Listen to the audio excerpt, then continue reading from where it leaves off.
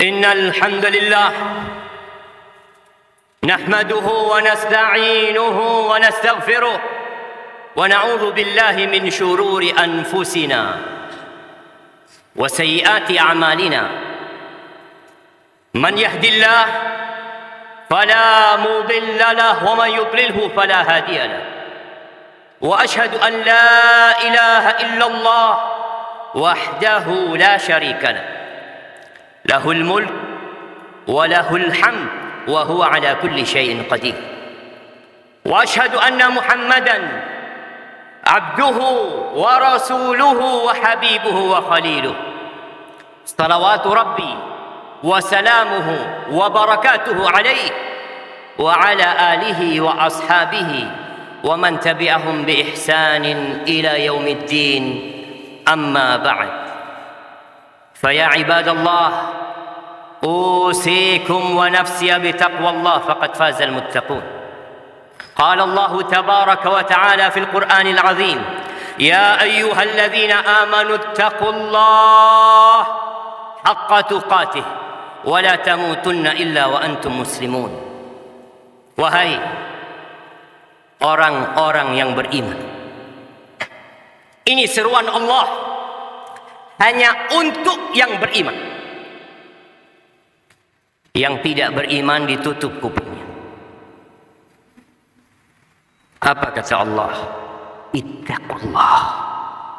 Bertakwalah kepada Allah haqqa tuqatih, dengan sebenar-benarnya takwa. Mungkin kita berpikir kalimat takwa adalah kalimat yang sering kita dengarkan. Ya, kita sering mendengarkan. Tapi tahukah kita bahwa surga itu uiddat lil muttaqin? Untuk siapa itu surga? Disediakan untuk orang-orang yang bertakwa. Maka kita perlu sering-sering mengevaluasi diri kita. Apakah kita sudah bertakwa atau kita hanya pura-pura bertakwa selama ini? Wala tamutunna illa wa antum muslimun. Kalian jangan mati kecuali dalam kondisi Islam. Ahibati fillah, sebagian kita merasa sudah bertakwa, merasa sudah banyak ketaatan dia memakmurkan masjid, dia mungkin imam, dia mungkin ustadz, mungkin banyak sedekah dia, mungkin rajin dia membaca Al-Quranul Karim. Ya, alhamdulillah, kita bersyukur kepada Allah. Tapi kita perlu tahu, ternyata pada hari kiamat kelak ada orang-orang soleh, ada orang-orang yang banyak ketaatannya masuk neraka. Kemana ketaatan dia? Kemana sholat dia? Kemana Quran yang dia baca? Kemana puasa sunnah yang dia lakukan?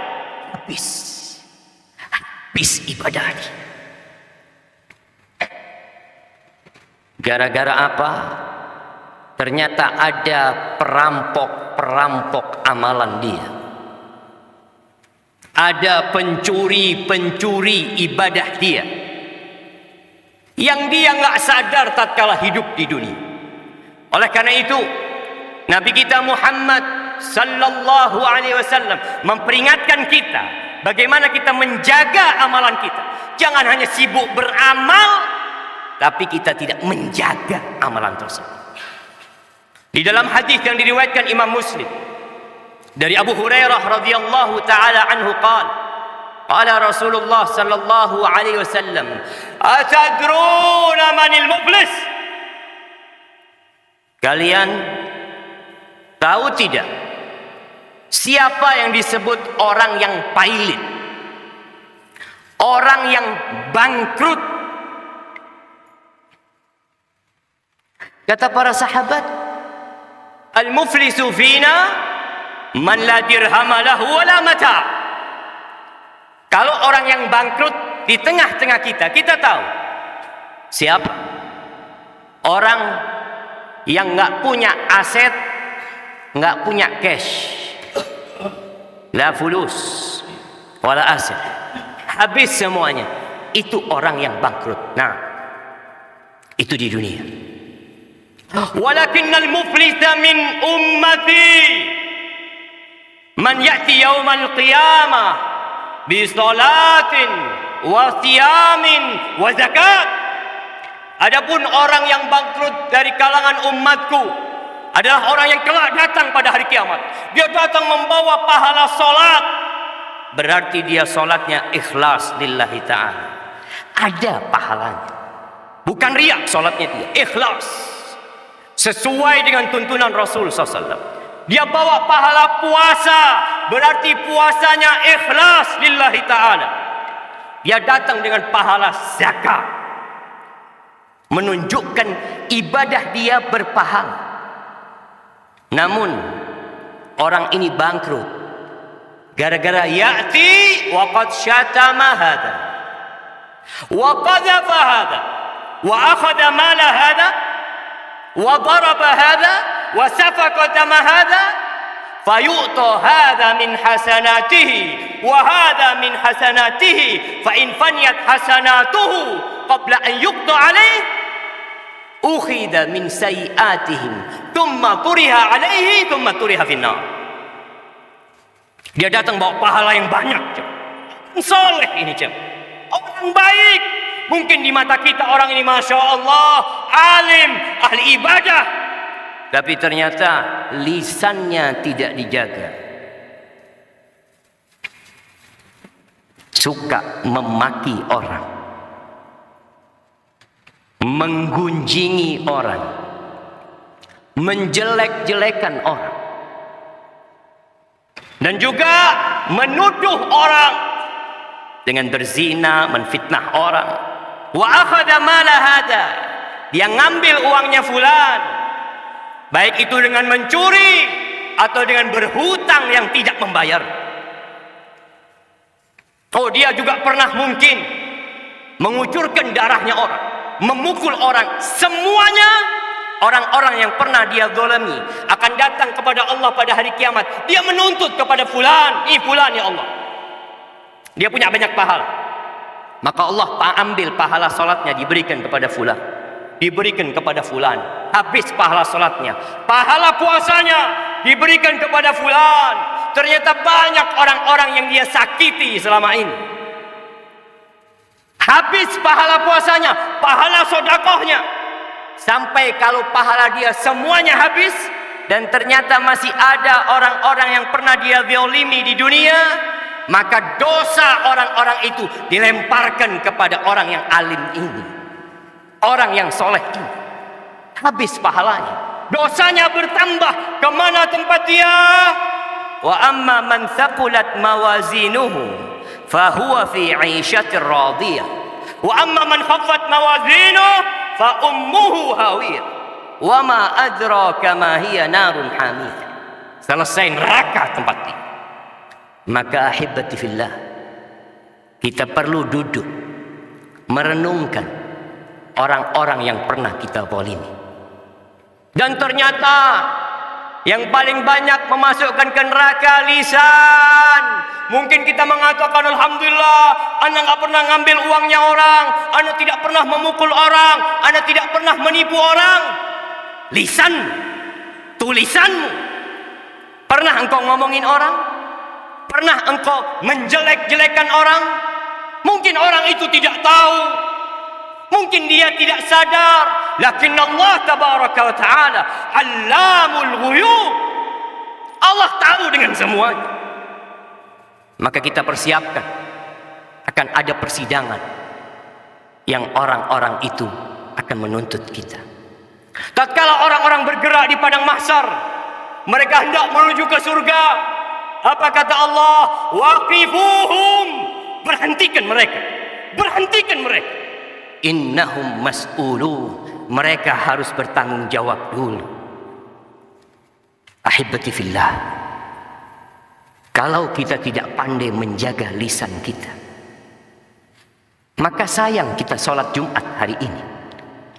Kita tidak sholat sebelum tahiyatul masjid masuk. Mungkin ba'da Jumat kita sholat, ternyata sholat kita berikan kepada orang lain. Mana akal kita? Aqulu qawli hadha wa astaghfirullah li wa lakum wa lisa'il mu'minin wal mu'minat fastaghfiruh innahu huwal ghafurur rahim. Alhamdulillah wa kafa.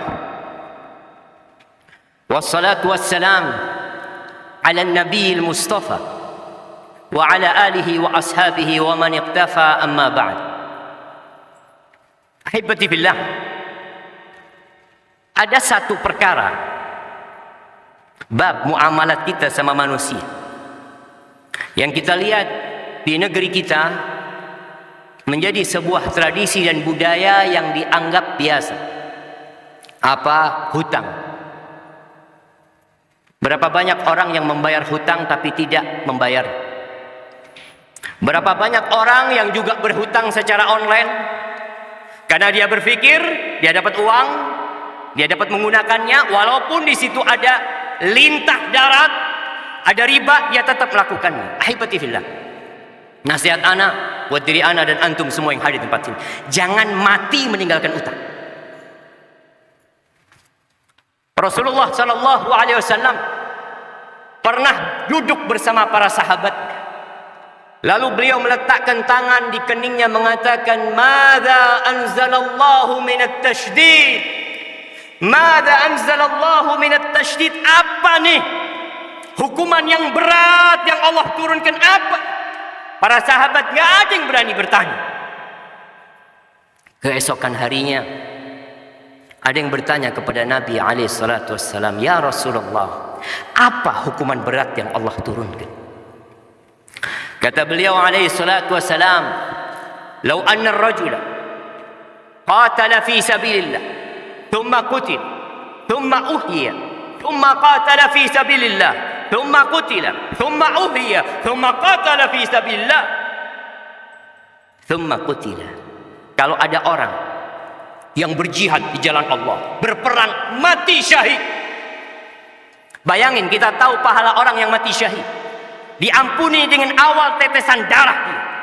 Kemudian orang ini dihidupkan kembali, lalu dia berjuang kembali, tewas lagi di jalan Allah, kemudian dihidupkan kembali, berjuang kembali dan tewas di jalan Allah. Wa alaihi dain, dan dia punya utang, nggak diampuni dosanya. Orang yang mati syahid 3 kali mati syahid, punya utang, nggak diampuni dosanya. Sedangkan kita menganggap utang itu hal yang remeh. Rasulullah sallallahu alaihi wasallam di dalam doanya, beliau sering mengatakan, "Allahumma inni a'udzubika minal ma'thami wal maghram." Ya Allah, aku berlindung kepadamu dari dosa dan hutang. Beliau berlindung dari hutang. Sedangkan kita bermudah-mudahan berhutang. Rumah berhutang, motor berhutang, handphone berhutang, semuanya berhutang.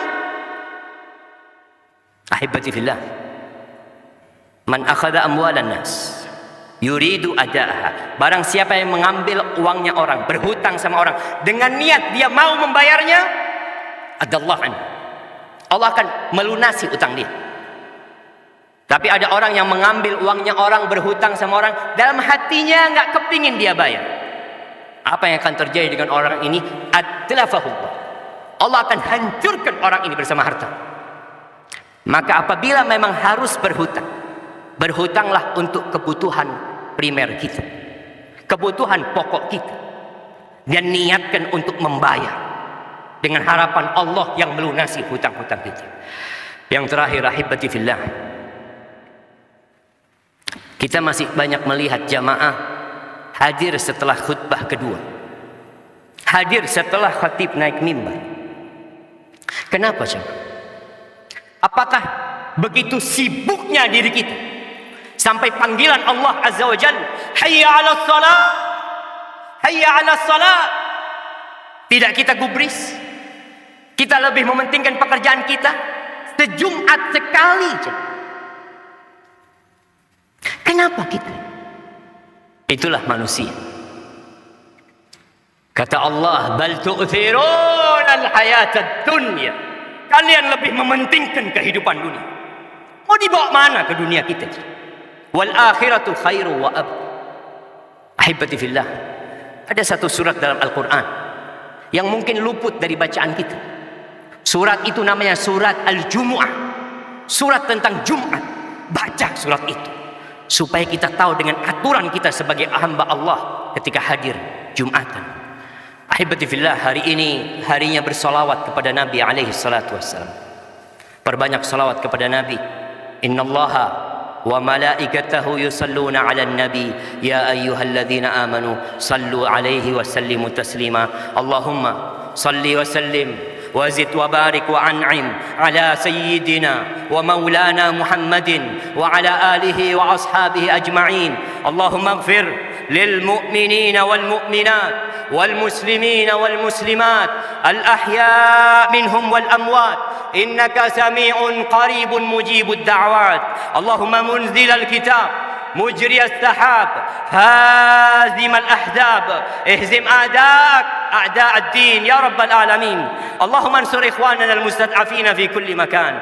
اللهم انصرهم وأيدهم يا رب العالمين.